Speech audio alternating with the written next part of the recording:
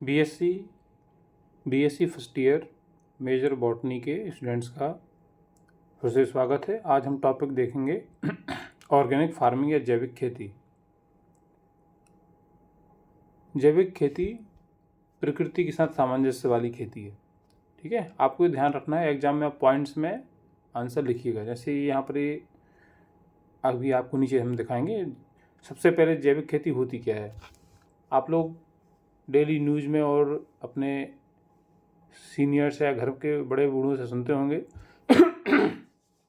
खेती की लागत बढ़ती जा रही है, उसमें फर्टिलाइजर्स का खर्च और इंसेक्टिसाइड्स का खर्च बढ़ता जा रहा है।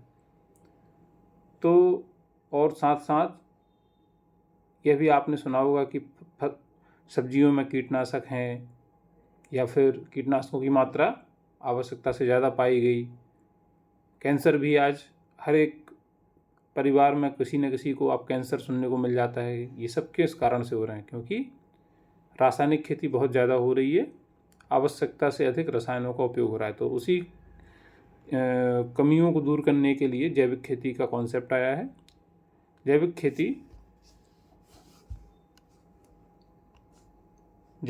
क्या है? सबसे पहले आप उसकी डेफिनेशन लिखें कि जैविक खेती एक ऐसी प्रणाली है जो पर्यावरण के अनुकूल और टिकाऊ है। सस्टेनेबल मतलब जिसमें हम ऐसा मेंटेनेंस करते हैं कि फ्यूचर की जनरेशन के लिए भी हमारी जो मिट्टी है वो बची रहेगी, है ना। यदि हम केवल केमिकल्स का उपयोग करेंगे तो मिट्टी की गुणवत्ता इतनी ख़राब हो जाएगी कि भविष्य में उस पर कोई खेती नहीं कर पाएगा। ओके, और इसका मुख्य उद्देश्य रासायनिक उर्वरकों और कीटनाशकों के उपयोग को कम करना है, समाप्त करना है और प्राकृतिक संसाधनों का संरक्षण करना है। जैविक खेती से आसपास पाए जाने वाले जीवों पर भी अनुकूल असर पड़ता है और उनकी डेथ नहीं होती। जैसे पक्षी हैं, तितलियां हैं और दूसरे मधुमक्खियां हैं, है ना। और कीटनाशकों का ज़्यादा उपयोग होने से इनकी पॉपुलेशन पर असर पड़ता है। तो ऑर्गेनिक फार्मिंग में क्या क्या चीज़ें आती हैं? ऑर्गेनिक फार्मिंग के बहुत सारे कंपोनेंट्स हैं। यदि आप समझ गए तो आपका आंसर आपको वैसे ही समझ में जाएगा। ऑर्गेनिक फार्मिंग में हम क्रॉप रोटेशन करते हैं। सबसे ज़रूरी है कि इसमें हम ऑर्गेनिक कंपोस्ट, ग्रीन मैन्योर या हरी खाद, मल्चिंग करते हैं। कवर करना, प्लास्टिक शीट्स आती हैं उनसे कवर करते हैं ताकि एनवायरनमेंट में ज़्यादा वाष्पोत्सर्जन कम हो सके। और भी मल्चिंग की तकनीकें होती हैं। बायो फर्टिलाइजर्स का उपयोग करेंगे, वर्मी कंपोस्ट या केंचुए की खाद, ठीक है, ऑर्गेनिक सीड्स। तो ये सब कंपोनेंट्स हम समझेंगे। आगे बढ़ते हैं। सबसे पहले ये समझ लीजिए कि यदि आप मार्केट में कुछ खरीदने जाएंगे और यदि आप उससे बोलते हैं आपको ऑर्गेनिक सामग्री चाहिए, तो ऑर्गेनिक सामान को आप कैसे पहचानेंगे? जैसे ऑर्गेनिक शुगर हो, ऑर्गेनिक ऑयल हो, तो उनमें ये सिंबल्स होने चाहिए। इनमें से कोई ना कोई सिंबल आपको उसमें ज़रूर मिलेगा। खासकर ये वाला जैविक भारत, ये तो रहेगा ही। ऑर्गेनिक चाय पत्ती, अभी आप स्वयं ऑनलाइन डाल के देखिए ऑर्गेनिक शुगर, सर्च में आप डालेंगे तो जो भी प्रोडक्ट आएगा उसमें आपको ये सिंबल ज़रूर देखने को मिलेंगे।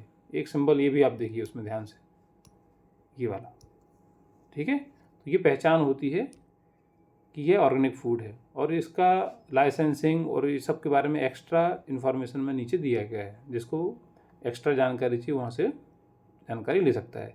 इसमें FSSAI जो होती है, भारत की food safety and security standard of India, जो प्रोडक्ट्स को आइडेंटिफाई करती है और सर्टिफाई करती है, उनके बारे में जानकारी है। खैर, अभी हम अपने आंसर पर जाते हैं। सबसे पहले आप बताइए इम्पोर्टेंस ऑफ ऑर्गेनिक फार्मिंग, क्या क्या होते हैं इससे। देखिए, जैसा कि अभी हमने बात की थी, स्वास्थ्य लाभ, हेल्थ बेनिफिट्स हैं। केमिकल रेजिड्यू से हमारी जो फसल है वो मुक्त रहेगी, उसका हमारे स्वास्थ्य पर सकारात्मक प्रभाव पड़ता है। पर्यावरण के लिए भी अनुकूल होती है।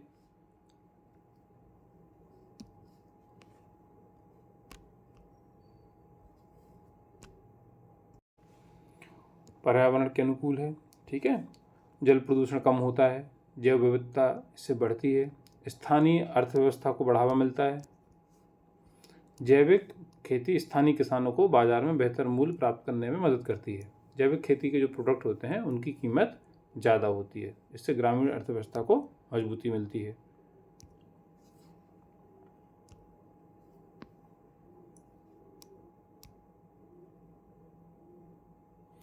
अगला पॉइंट है टिकाऊ कृषि। यह भविष्य की पीढ़ियों के लिए कृषि संसाधनों को संरक्षित करने में मदद करती है। अब हम आते हैं टेक्निक्स ऑफ ऑर्गेनिक फार्मिंग। सबसे पहले है ऑर्गेनिक मैन्योर, जैविक खाद। जैविक खाद कहाँ कहाँ से मिल सकती है? आपने गांव में देखा होगा, पशुओं के गोबर से जैविक खाद मिलती है। फिर इसके जो पॉइंट्स हैं आप ऐसे लिखिएगा कि सबसे आम प्रकार की जैविक खाद है गाय, भैंस, बकरी, मुर्गी के गोबर का उपयोग करके इसको बनाया जाता है। इसमें नाइट्रोजन, फास्फोरस, पोटेशियम जैसे पोषक तत्व इसमें अधिक मात्रा में होते हैं। इससे उपयोग करने से पहले अच्छी तरह से सड़ाना, डिकम्पोज करना महत्वपूर्ण है ताकि हानिकारक रूपजनकों को नष्ट किया जा सके। तो एक खाद हो गई। इसके बाद कंपोस्ट भी होती है। रसोई के कचरे बगीचे के कचरे और जो भी कचरा होता है उसको जैविक जो होना चाहिए उसको सड़ाकर बनाई जाती है। उसमें सॉइल की स्ट्रक्चर में सुधार होता है, पोषक तत्वों की उपलब्धता बढ़ जाती है। कंपोस्टिंग के लिए अलग अलग तकनीक होती हैं, बिन कंपोस्टिंग, विंडरो कंपोस्टिंग, वर्मी कंपोस्टिंग। ठीक है। हरी खाद, ये भी एक प्रकार की खाद है। हरी खाद जो है यह फलियों जैसे मतलब लेग्यूम्स वाली फसलों को उगाकर और फिर उन्हें मिट्टी में मिलाकर बनाई जाती है। लेग्यूम्स जैसी फसलों को उगाकर ग्रीन मैन्योर को बनाया जाता है, क्योंकि लेग्यूम्स में क्या होती हैं कि जड़ें जो होती हैं वो नाइट्रोजन को फिक्स कर लेती हैं। ठीक है। तो इसलिए आपने सुना होगा कि राइजोबियम नाइट्रोजन फिक्सेशन करता है और फली वाले पौधों की जड़ों में पाया जाता है। तो इसी प्रकार फली वाली फसलों को हम पहले खेत में थोड़े समय के लिए उगाकर और उसको फिर मिट्टी में दबा देते हैं तो वो ग्रीन मैन्योर बन जाती है। ये एग्जाम्पल्स दिए हैं। ढैंचा या सिसबानिया को उगा के या सनई, लोबिया का उपयोग हम हरी खाद के रूप में कर सकते हैं। वर्मी कंपोस्ट केंचुए का उपयोग करके बनाया जाता है। ये तो सभी ने सुना होगा कि केंचुए कैसे खाद बनाते हैं, इसके बारे में आप लिखिए। फिर आते हैं, ये होगी क्या, खाद। ठीक है।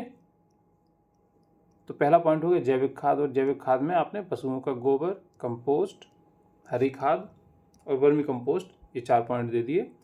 उसके बाद आपको बताना है कि जैविक कीटनाशक कैसे यूज करेंगे। तो जैविक इन फसलों में हम ध्यान रखिएगा, ऑर्गेनिक क्रॉपिंग या फसल के दौरान आप कोई भी केमिकल्स का उपयोग नहीं करेंगे किसी भी प्रकार से, ना कीटनाशकों के रूप में ना खाद के रूप में। अब कीटनाशक हम कैसे बनाएंगे? तो नीम के तेल से आप बना सकते हैं, नीम की पत्तियों से बना सकते हैं। ठीक है। नीम में क्या होता है, अजाडिरेक्टिन नामक केमिकल होता है, कंपाउंड होता है जो कीटों के विकास को रोकता है और अनेक प्रकार के कीटों पर कारगर है। गौमूत्र से भी आप बहुत सारे एंटीसेप्टिक, एंटी फंगल गुण होते हैं इसमें, तो उससे भी कीटनाशक बना सकते हैं। इसके अतिरिक्त प्याज, लहसुन, मिर्च, अदरक इनका उपयोग करके भी कीटनाशक बनाए जाते हैं। कई लोग मठा या मही का उपयोग करके भी बनाते हैं। पौधे जैसे क्राइसेंथेमम, गुलदाउदी बोलते हैं इसको हिंदी में, इससे पायरेथ्रिन मिलता है जो कीटनाशक की तरह काम करता है। अगला कंपोनेंट है क्रॉप रोटेशन। ऑर्गेनिक फार्मिंग में क्रॉप रोटेशन भी की जाती है। तो एक ही खेत में विभिन्न फसलों को बारी बारी से उगाना, मिट्टी में पोषक तत्वों का इससे संतुलन बना रहता है। मुख्य रूप से क्रॉप रोटेशन में क्या करते हैं, हम पहले फलियों वाली सब्जियों को लगाते हैं और फिर अनाज वाली फसलों को, और इससे मिट्टी की संरचना भी सुधरती है। कंपेनियन क्रॉपिंग, कुछ ऐसी फसलें होती हैं जो एक दूसरे को लाभ पहुंचाती हैं, ये हमने यहाँ एग्जाम्पल दिए हैं। इसके बाद ऑर्गेनिक वीट कंट्रोल, हाथ से भी आप यदि खरपतवार निकालते हैं तो केमिकल्स का उपयोग नहीं करना पड़ता। आजकल बहुत सारे ऐसे केमिकल्स आते हैं जो एक बार में ही डालने से खरपतवार नष्ट हो जाती है, लेकिन उससे नुकसान भी होता है। यदि केमिकल्स ऑर्गेनिक फार्मिंग आपको करनी है तो हाथ से ही करनी पड़ेगी। इसके अतिरिक्त मल्चिंग कर सकते हैं। मल्चिंग में क्या होता है, मिट्टी को, ऑर्गेनिक मल्चिंग है ये, तो इसमें हम सूखे घास, भूसे या लकड़ी के चिप से उसको ढकेंगे, पॉलीथीन का उपयोग नहीं करेंगे। खरपतवारों के विकास को रोकता है, नमी को बनाए रखता है और मिट्टी के तापमान को नियंत्रित करता है। कवर क्रॉप्स, आपने यदि मल्चिंग देखना हो तो आप जब भी घर जाएं, अपनी गाड़ी या बस से जाते हैं तो आप देखिएगा कि कुछ किसानों ने मिट्टी को प्लास्टिक की ब्लैक शीट से ढका रहता है, तो वो भी एक प्रकार की मल्चिंग ही है। लेकिन यहाँ पर हम मल्चिंग किससे कर रहे हैं, सूखी घास, भूसा या लकड़ी के चिप्स के द्वारा। कवर क्रॉप्स, ऐसी फसलों को उगाना जो मिट्टी को ढकते हैं और खरपतवारों के विकास को रोकते हैं, राई, जई और फलियाँ। बायो फर्टिलाइजर्स, ये बहुत इंपॉर्टेंट पॉइंट्स है, इसको जरूर लिखिएगा आप। ठीक है, कि बायो फर्टिलाइजर्स का उपयोग करते हैं। बायो फर्टिलाइजर्स में राइजोबियम, एजोटोबैक्टर, ये बैक्टीरिया आते हैं। बायो फर्टिलाइजर्स में ऐसे सूक्ष्म जीव आते हैं जिनका उपयोग हम उर्वरक के रूप में करते हैं। इनका कल्चर आता है जिसको आप खेत में डालते हैं तो उसकी ग्रोथ होने लगती है, तो राइजोबियम की संख्या बढ़ जाएगी। राइजोबियम क्या करेगा, बैक्टीरिया फलियों की जड़ों में गांठें बनाता है और वायुमंडलीय नाइट्रोजन को स्थिर करता है। एजोटोबैक्टर भी बैक्टीरिया है, ये भी स्वतंत्र रूप से नाइट्रोजन को फिक्स करता है। इसके लिए लेग्यूमिनस फली वाले पौधों की गांठ में जाकर रुकने की आवश्यकता नहीं है। माइकोराइजा भी डाला जाता है। माइकोराइजा कवक पौधों की जड़ों के साथ सहजीवी संबंध बनाता है और पोषक तत्वों के अवशोषण को बढ़ाता है। माइकोराइजा हम जानते हैं कि पौधों की जड़ों और कवकों के बीच का एक संबंध है, जिससे दोनों को फ़ायदा होता है। माइकोराइजा जो कवक होती है वो न्यूट्रिएंट्स को एब्जॉर्ब करके पौधे तक पहुंचाती है। इसके अतिरिक्त फॉस्फेट भी पौधों के लिए बहुत आवश्यक है, तो कुछ बैक्टीरिया फॉस्फेट को घोलकर घुलनशील अवस्था में पौधों को उपलब्ध कराते हैं, तो वो भी हम ऑर्गेनिक फार्मिंग में यूज़ करते हैं। फिर आता है लास्ट इंटीग्रेटेड पेस्ट मैनेजमेंट। तो इसमें बायोलॉजिकल कंट्रोल भी करते हैं, कल्चरल कंट्रोल भी करते हैं, मैकेनिकल कंट्रोल भी करते हैं। सभी केमिकल कंट्रोल तभी किया जा सकता है जब जैविक विधि विफल हो जाए, लेकिन इसके उपयोग करने से फिर आपको ऑर्गेनिक फार्मिंग नहीं रहेगा।